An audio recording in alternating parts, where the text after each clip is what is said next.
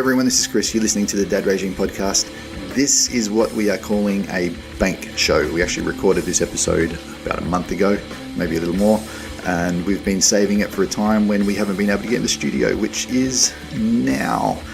So keep that in mind if dates and things like that come up, that this is a few weeks old now.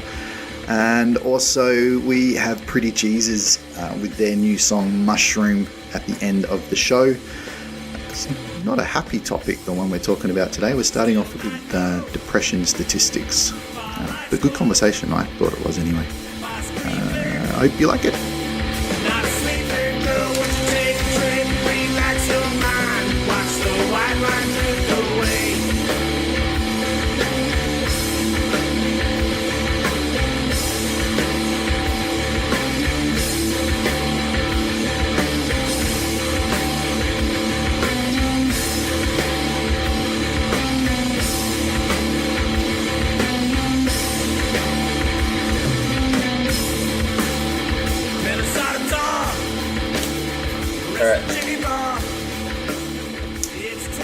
So, Chris.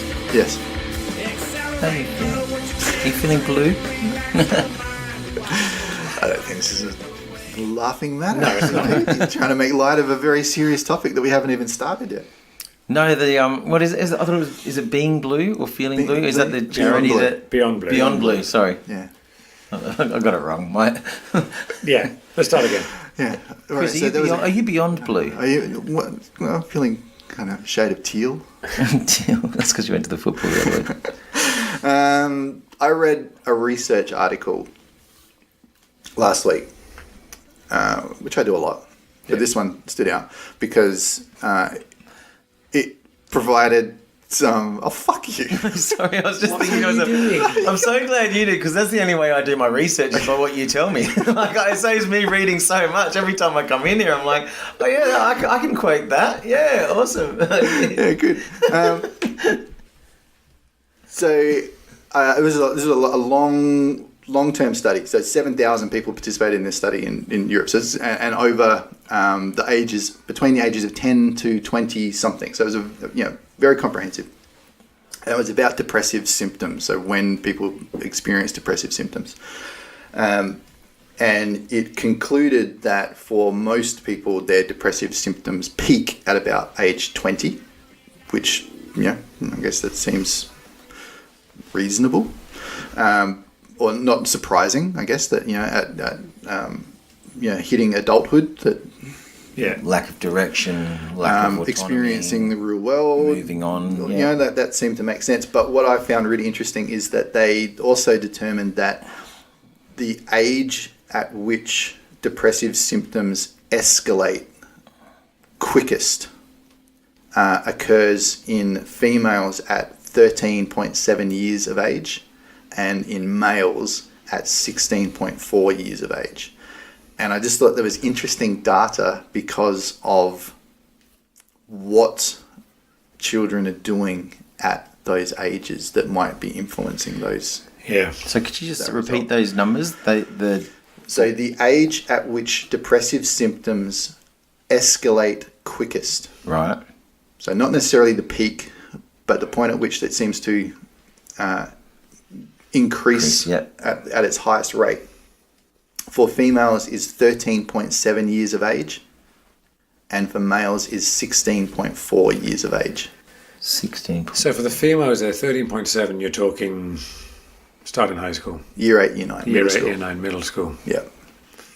And the thing that I immediately, my thoughts immediately went to was social media. Yeah. It's interesting, like how long the... research has been done for, because that was my thoughts as well.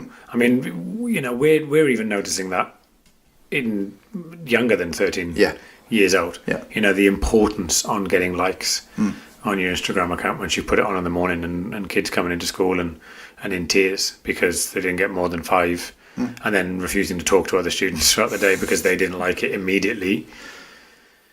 Year 8, Year 9. Really? Yes, it happens. Yeah. Wow. Not specifically this year. I haven't had it this year with any of my students, but I know certainly in the past that even at a Year 5 level, Wow. So 9 and 10. Do you get that too? Yeah. Yeah. So and this expectation of having the social media and not being appreciated, not being approved. I think of young girls at that point in time being put into middle school, which has its own issues.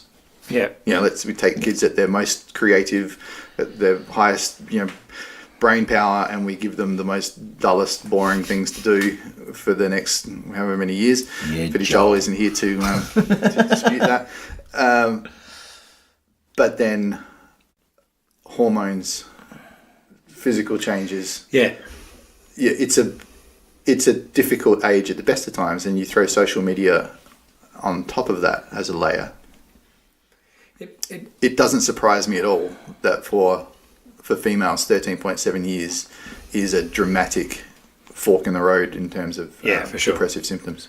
I think, I say it, and again, to go back from some experience that I've had in the past with teaching different ages, with a lot of girls, especially in the last few years, from the age of about 10 or 11, you can see that beginning to escalate, that real consciousness of self and worth. Obviously not in every single girl or every single student. You don't get that. But yeah, I think you can see how that would escalate. And I think perhaps as well, you go to year 7, you've just come out of your primary school or whatever, or your junior school, and I don't know, maybe you've still got some of the same mates. I know specifically for me, year 8 and year 9 was a big change, because year 7 you kind of just hooked into what you knew. You stuck with the people that you'd known for the previous 12 years of your life or whatever, especially coming from a small village like we did. And then slowly but surely over that first year, a lot changes in terms of friendships. A lot of people discover new friendships and new people that they've not had before. And I suppose, it's probably very difficult to speak from the perspective of a 13-year-old girl. I find it hard. It's got Pete, 13-year-old girl. You don't know how to put it in perspective. Sorry. You with us this evening, Pete? I am with you. Yep. I was Google searching. I was just looking up something that I was reading a long time ago about this, and I can't find it. I apologise. I think... Yes, I agree, because... Sorry, you agree? You have a good perspective, You have a good perspective of 13-year-old girls. No. Sorry, I was thinking about it in terms of... because I'm so used to dealing with kids at a certain age, there is that gap where I've got nieces and things like that who are getting their age, and it's like, hey, how are you? Yeah, not bad. And that's all I got. Yeah. Yeah, I think that's a really, not to use a pun in a serious conversation, that's a really depressing start, isn't it? Yeah. That it's at that young that people are starting to feel that. And you wonder whether has that been standard across the more, decades? Alarming fact from that research is that depressive symptoms begin or can be evident from the age of 10. Yeah, like that's the earliest that they've. But we see kids. We get to see kids with high anxiety at school, and that's got to be the precursor, doesn't it? Well, they are. They go. I mean, depression and anxiety go hand in hand in a lot of situations. It's good information for parents to know, though, because you could do preemptive strategies, measures, knowing that at that point in time things are likely to escalate. Yeah. Especially if you have a child who has demonstrated depressive symptoms previously, that all of a sudden that middle school age is going to present issues that are likely to escalate those symptoms. Yeah, and it's probably, again, having not had any experience personally of having a daughter for a start, but a child of that age, you sort of get the impression as well that that's the age at which there is a bit of separation with parents. They start becoming a bit more of an adult, start wanting more of their own time, becoming more independent, not spending as much time with you. And you often have the realization that your parents are wrong about some things too, Lots of or things. that you start to actually disagree with some of the things that they, that's the age where you do start to form your own opinions about stuff. Yeah. And it's also that time when the value you have in terms of who you want to get your social feedback from is a massive change from your parents, your teachers, and that sort of thing and then there's that switch to I want it from the social group, and you want to hope that the social group has got the moral. And in an environment that is the most unlike the rest of your life than anything else will ever be. If you think about high school as the least representative moment of your life in terms of what the rest of your life will be like. Yeah. It doesn't really prepare you socially for things. That's my opinion. Yeah, and I think as well, when we blame social media, or we at least use it as an excuse for some of this behaviour, it's not just the personal stuff. So I don't think it's specifically that girl didn't like my post, so I don't like her, and so you go into that. But it's something that's been around for a long time. It's nothing new, but this whole body image that goes as well, the expectation, which is, hammered by things like Instagram. Yeah. When you get onto Instagram and that's your main focus, is every page that you're getting is fashion and fitness and makeup and jewelry, and everything is just beautiful and perfect and amazing. The best 60 seconds of someone's day. That's all you get on the social media feed is the best 60 seconds that someone had that day. The best 60 seconds that they look, the best event, the best, that's all you're getting. Or you're getting what someone wants you to think was their best. So for children, it's an impossible thing to have context for. I found what I was looking for. Finally. It's an interview with, it's not exactly the one that I was reading, but it's the interview with Sean Parker, who was the first president of Facebook and one of its founding members, right? And how he's now a conscientious objector he considers himself a conscientious objector of social media, and since he no longer holds any ties to the company, he had no qualms in admonishing it.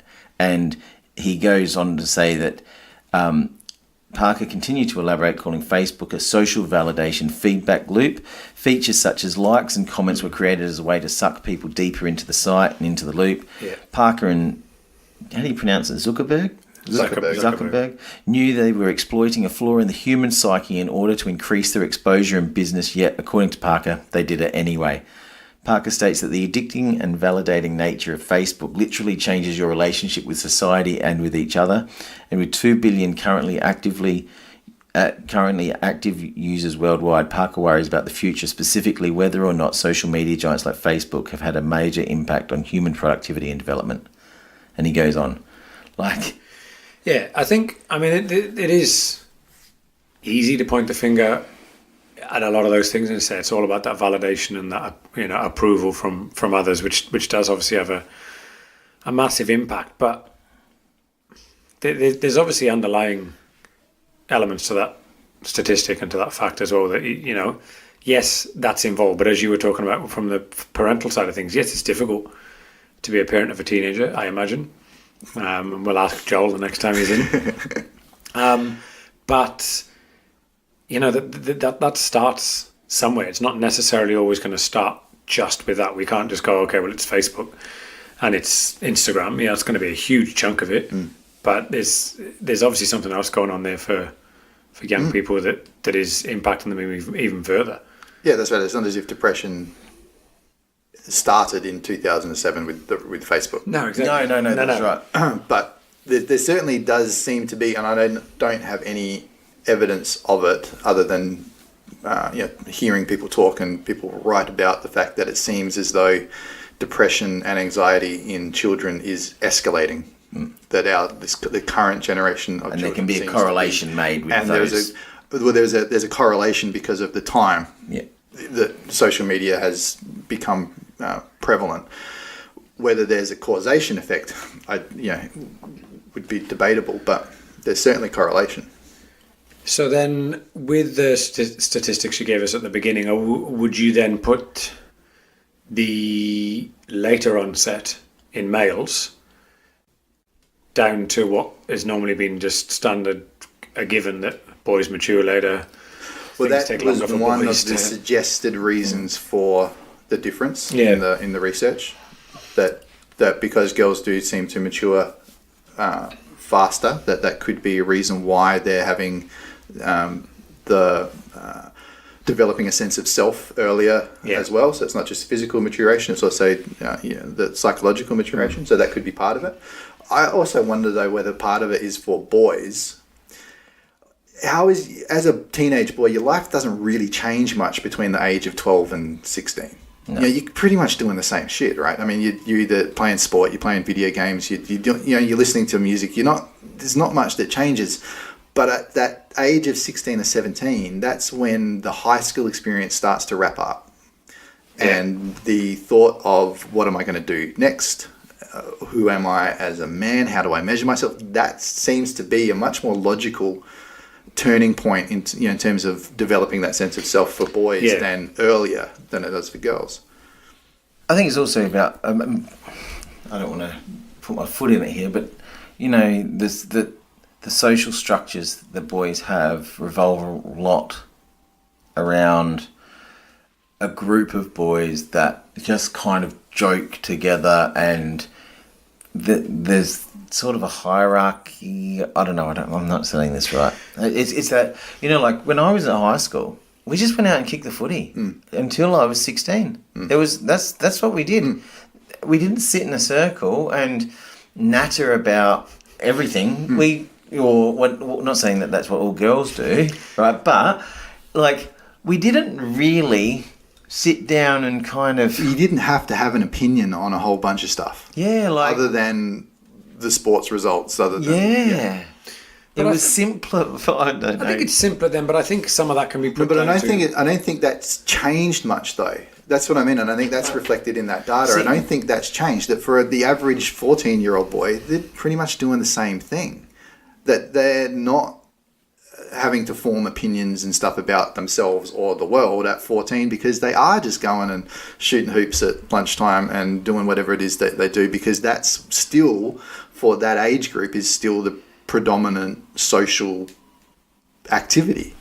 Yeah, and and I think maybe even that 16-year-old time is where a lot of boys probably drop out of sport as well, and I wonder whether there is something there where they're not getting the same exercise, the same oxygen through their brain. Because I dropped off from a lot of sports when I sort of hit that 16-year-old. I was playing every sport after school, even if it wasn't an organised sporting activity. I was still outside kicking the footy or doing some sort of sporting thing till the sun went down.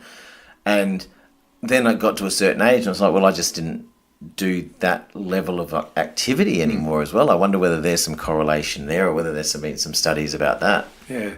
It'd be interesting as well in regards to that, you talk about dropping out of sport, but in terms of school life as well, at 16 or 17, making that choice about further education, where do you go from that point? I wonder how many of those individuals continued their education, to 18 or beyond. Yeah. Because I think there is a massive part of that. I think, as you said, there's such an attitude when you're male. I know it doesn't work for every single example, as we've said a few times this evening, but you got a group of mates. You've got a really good group of mates. You may play sport with them. You're in the same team as them. You've got that real collegial thing. You basically just take the piss at each other all the time. And if someone upsets you, you give them a whack, or you forget about it. And it's sort of solved quick. Yeah, and it's a real generic boy versus girl thing, but it's been said for all time. Boys forget things a lot quicker. If someone does something to you, you either punch it out or you just let it go and you don't worry about it. And I think that actually progresses even further through life. It's not just teenagers, and even as adults, it's different. But I think that whole element of school is a big thing. I know, for me personally, I think leaving home and going to university was tough. And I loved it. I loved university, and I found my feet quite quickly, and I was lucky to have done that. But I could totally see how that moving away from something where you're Your consciously support just network. supported all the time by somebody, just drops out. And as you were saying, maybe at that age, it's that starting the thought process of, shit, what am I going to do in my life? What is my expectation? It took me, it's still taking me time to work out what I want to do in my life. Oh, no. I'm still not really 100% sure what I actually want to do as a job. My mum's still asking me. But you get asked a lot of that at that stage. And I think so many boys just don't have... And as we know, in some high schools, the inference is that this is the most important year of your life, and it's going to set you up for the rest of it. And if you don't do well in year 12, like for a 16-year-old boy who has just been in the yard kicking the footy for the last 12 years, to all of a sudden be told that, well, now you've got to perform. Switch on. Show us all the stuff you've had in the last 10 years. Like, Go out there, get on with it. yeah. Whereas perhaps for a lot of girls, they are thinking about their future earlier. So perhaps maybe there's part of the data is suggesting there's maybe. a difference too.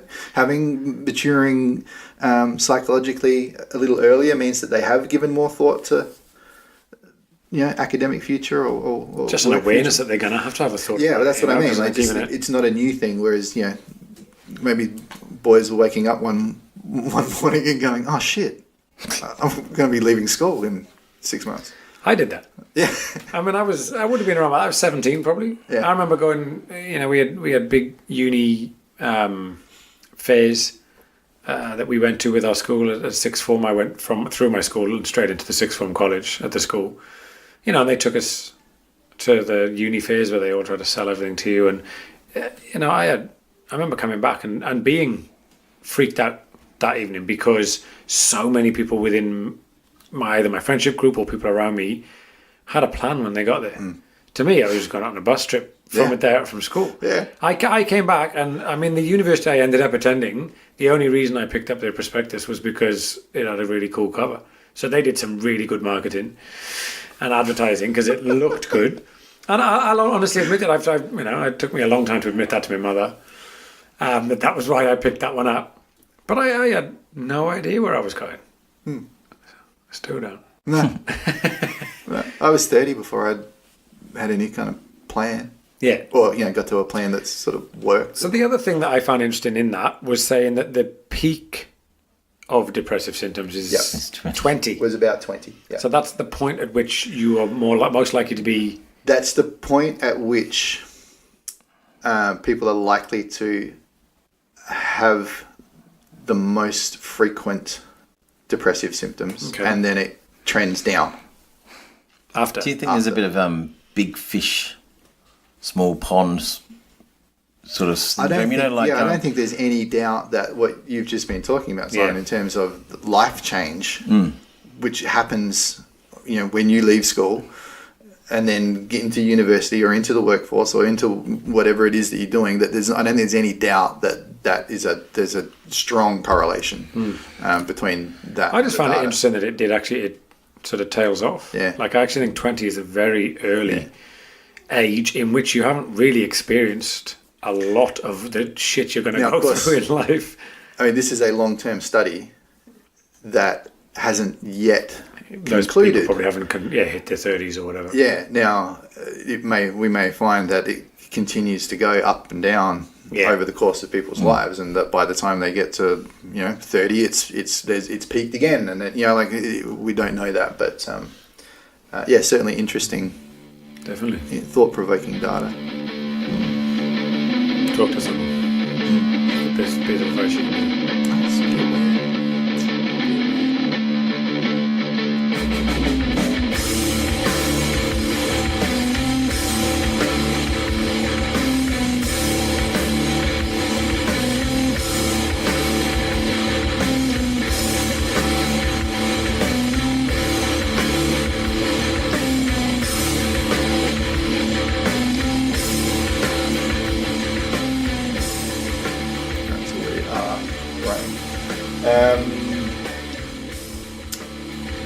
I've been thinking about this for a little while, but a story came across my Reddit feed that kind of encapsulated my whole thoughts on it. There's a school district in the US that's repackaging their leftover cafeteria food and sending it home with kids who might need food over the weekends because they're not being provided with it through their parents or safety nets or whatever.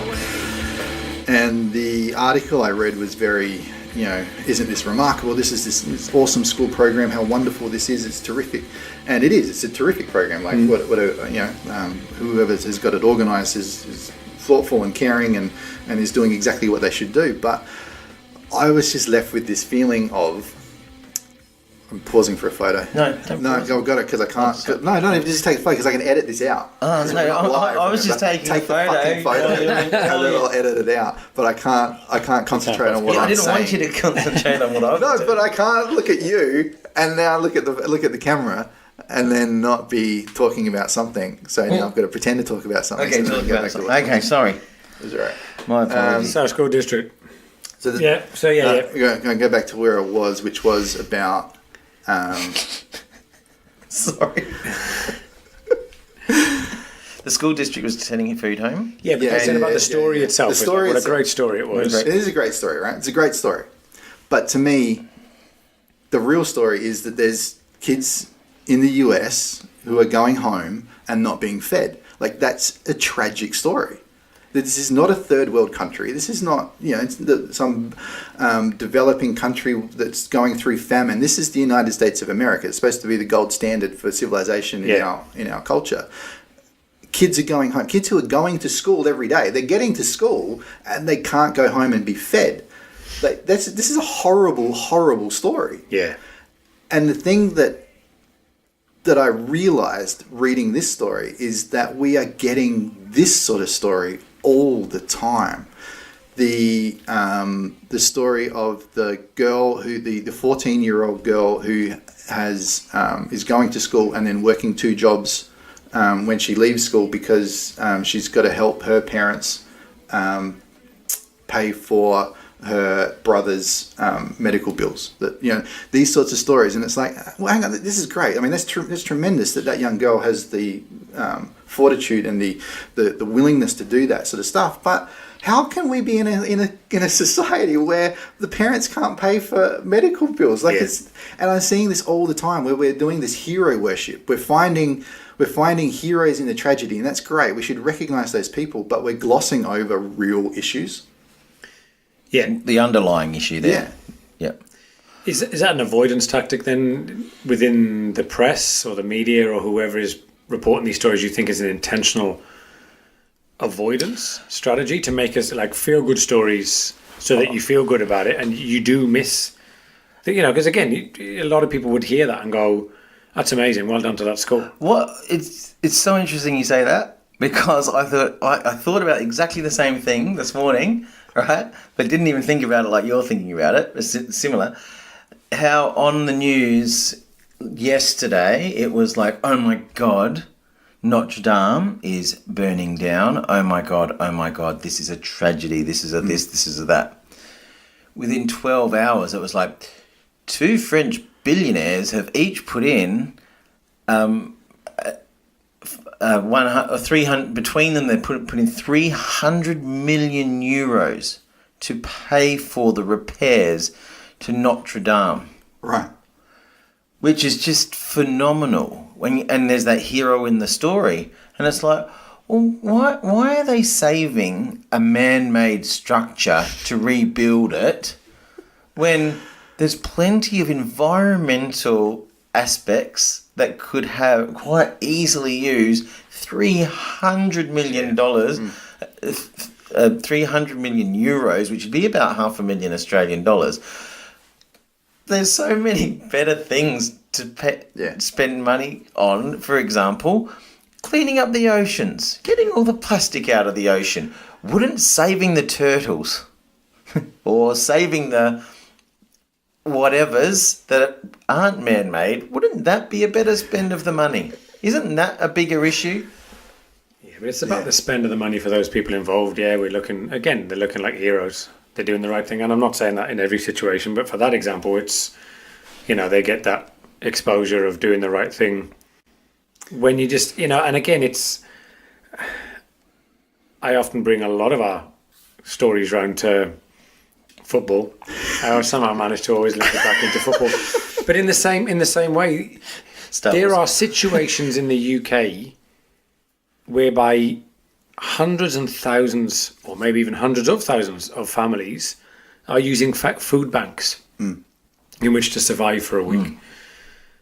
And a lot of clubs have been praised because the players went to the food bank this week and helped serve the food, or they donated something towards it and the club has done this. And you're thinking, you are paying probably £200,000 worth a week to one player at a time and a squad of 28, 29, however many, and you're being seen as doing the right thing because you helped out at the food bank one afternoon. And it's just like, how can you be at a point where we're living like it's end of the World War again? You probably earned more in the 3 hours standing there than you actually donated. Exactly.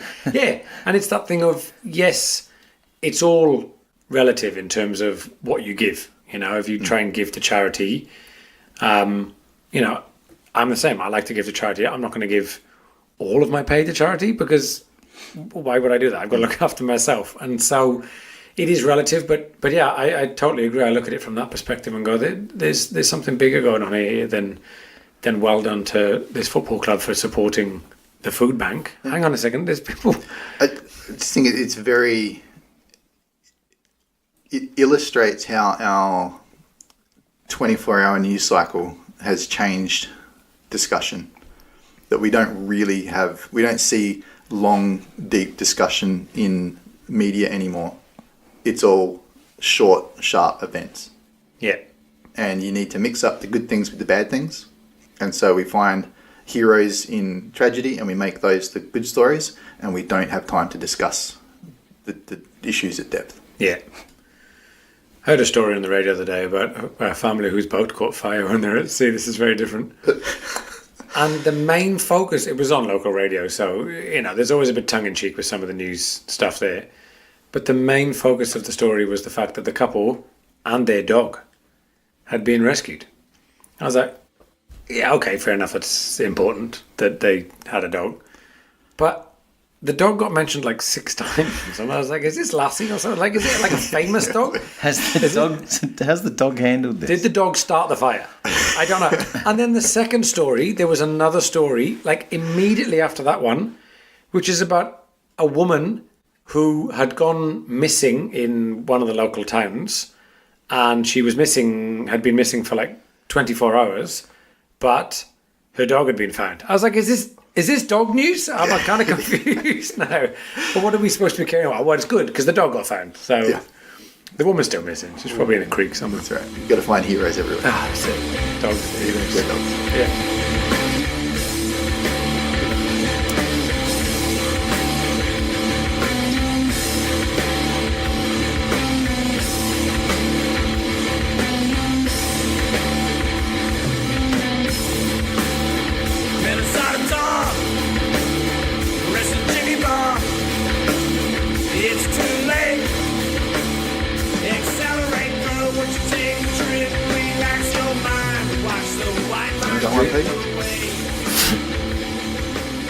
I'm just trying to find something that I've been watching at some point.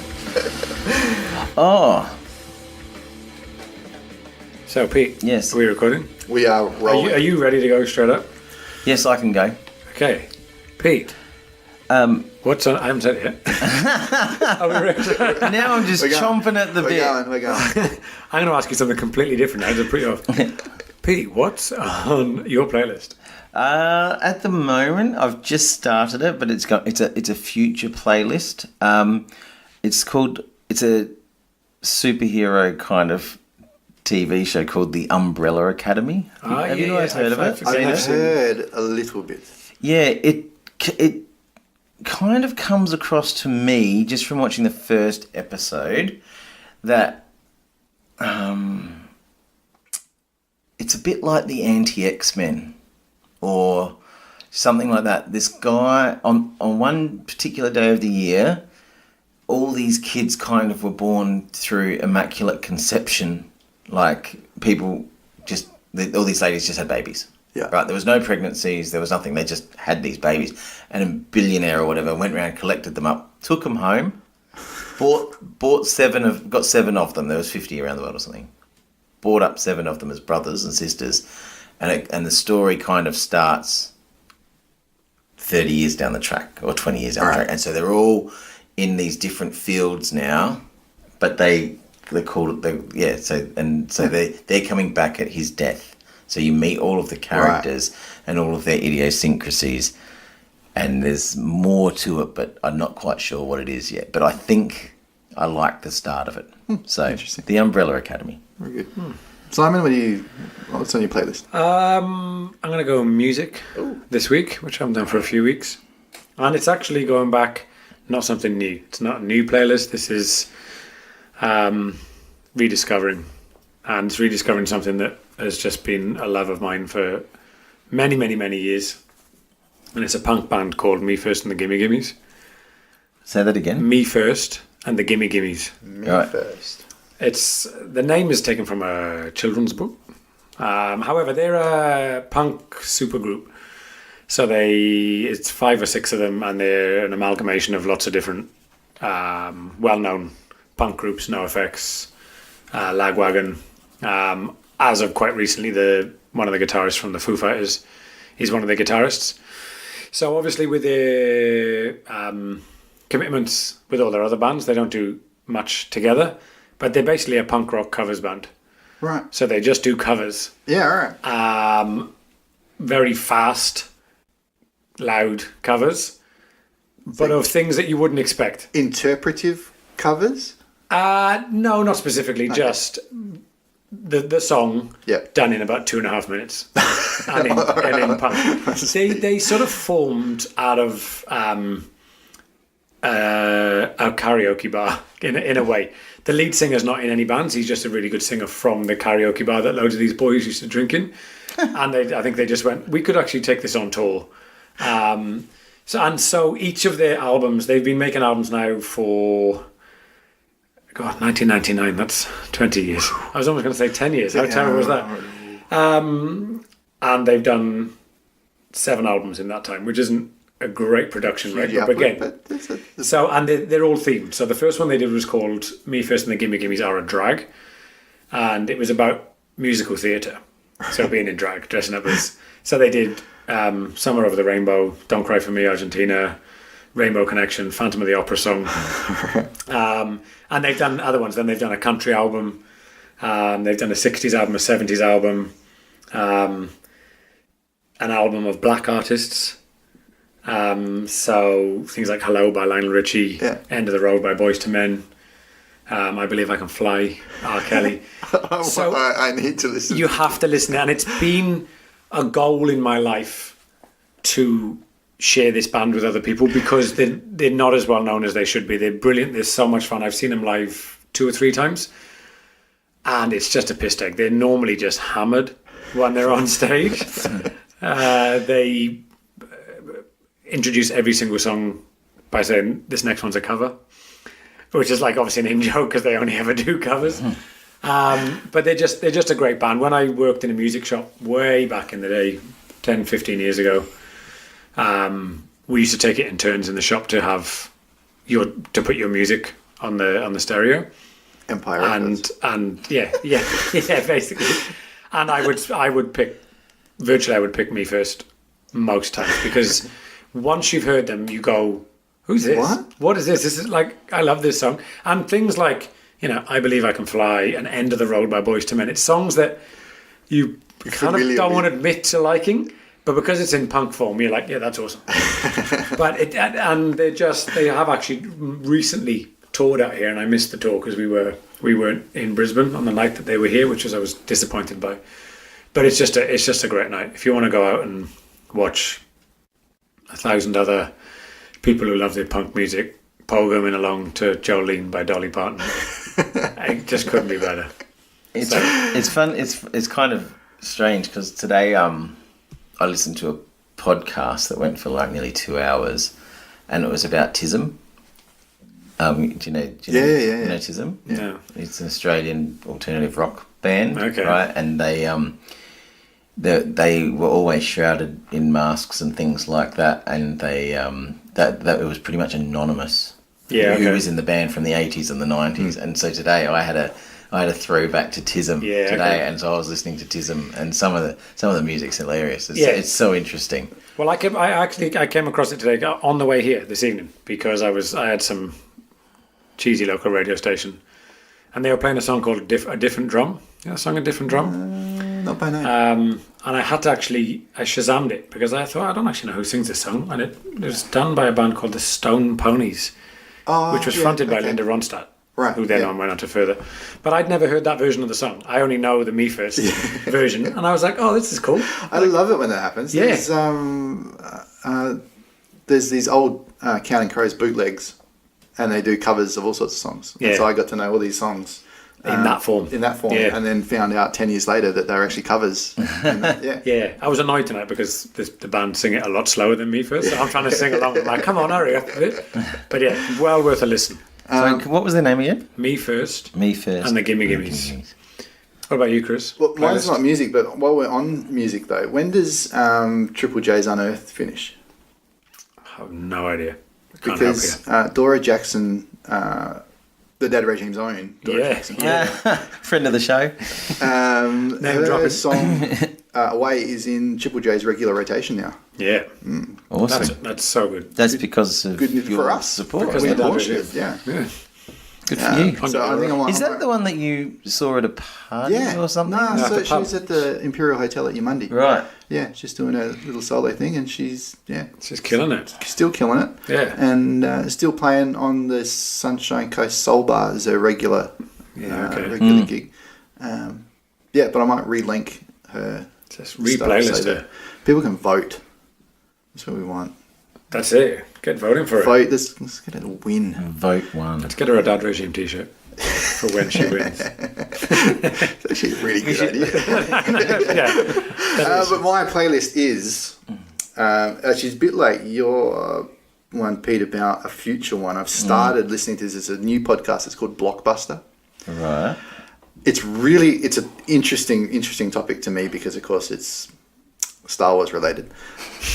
It Twice tells this the story of Steven podcast. Spielberg and George Lucas's rise to fame through their pursuit of making blockbusters. Okay. It's told it's acted out like an old radio show.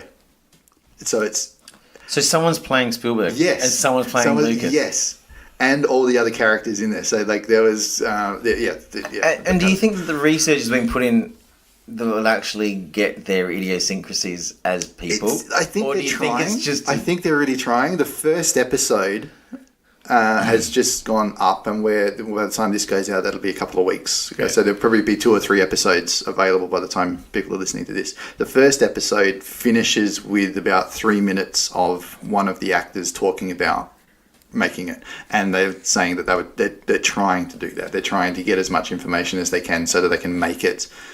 They can characterize their subjects as much as they can. But it's just an interesting story so far in terms of how these guys started out together in this group of young actors with Francis Ford Coppola and these guys who then went on to become these hugely influential artists, and they're just being portrayed as these young guys just with these cool ideas and wanting to do cool stuff. And so I'm intrigued by the story. I'm hoping that it continues to be as good as the first episode was. Can I just add on to that? Just do like a future podcast, another playlist, just because of what we've been talking about, right? Yeah. I found a podcast, and I think what's happened is I listened to the first episode, and the sound quality was really bad. And I think over time, the guys that do this podcast have improved and bought better equipment and put a bit more structure to it. Sounds oddly familiar. Is it called the Dad Regime? No. It's called Hottest 100s and Thousands. It kind of fit into it. So they pick a song from the Hottest 100 over the last however many years, and then they do a podcast talking about that song, what the song's about. Oh, right. The band, and it's The history of it all. Yeah, all about they pick a song and then they talk about the song. So that's hot as hundreds and thousands. I've only listened to the first episode and it was quite hard to sort of listen to. Sorry guys, but now they're at season 7. Oof. Right, and they've got 6 seasons, and there are about 20 episodes a season. So, well, as we know, we don't give up on podcasts just because they're already. No, we don't. But it doesn't necessarily mean you have to go back and listen to the start either. No, that's true. So, there you go. Awesome. All right, cool. That's us. See ya. When all the people close their blinds, illusion visions cross my mind. You cast your spell with magic eyes.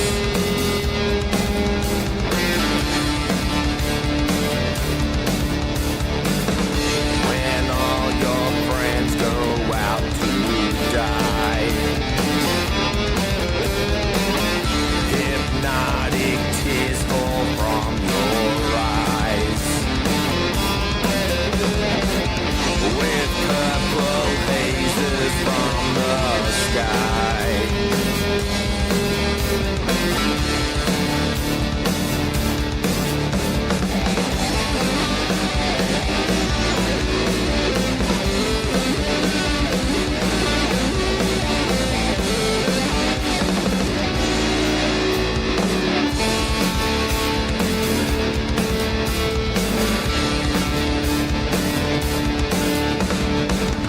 Upon your dragon you will fly,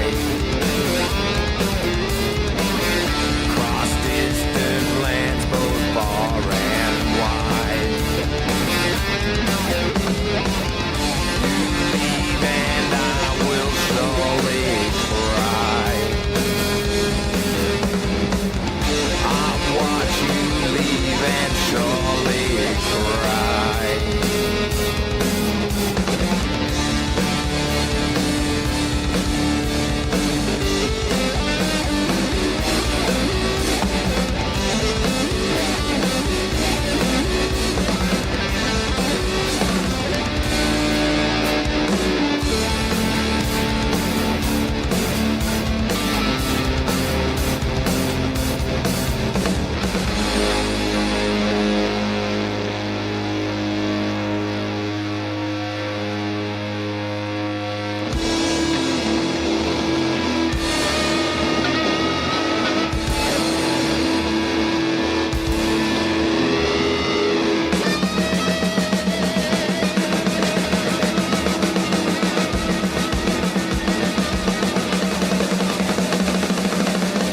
Mama, won't you go and get me?